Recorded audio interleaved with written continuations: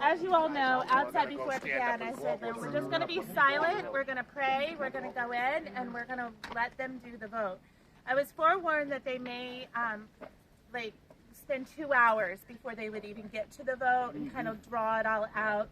And so I was prepared that that could happen, which is hard when you have this many people who are feeling this passionate about money coming into our state that could isolate or quarantine us.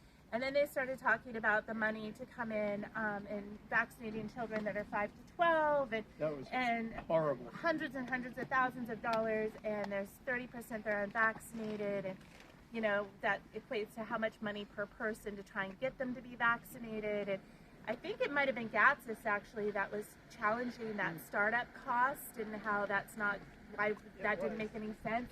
And he was actually saying things that were fiscally responsible.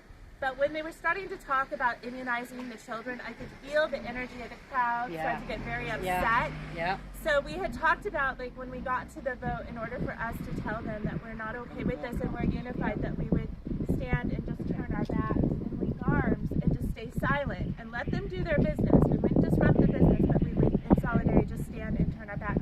When I heard everyone starting to chitter and chatter about the children being vaccinated, I said, you know what, now's the time we'll go ahead and stand and just turn our backs to show them that this is not something we as parents want. And everyone did that, stayed quiet, and had their signs. And then we started to get Gatsis saying, you know, this isn't good for the people, this isn't right, this isn't what the people clearly want. And so I decided, okay, I'm going to turn around and sit back down to show positive reinforcement. And this is what we like. This is what I like. This is what I like hearing, is that they're not going to do this, right? So we simply turned around, sat down, and next thing you know, I was tapped on my shoulder to come back with them. The thing is, behind that curtain, there was like twice the size of the room, where the rest of the public could have come in and actually observed the vote, which is what should have happened. But instead, they had it all lined up to arrest people. Like, they had paddy wagons, they had everything staged and set up. So they were just waiting for any excuse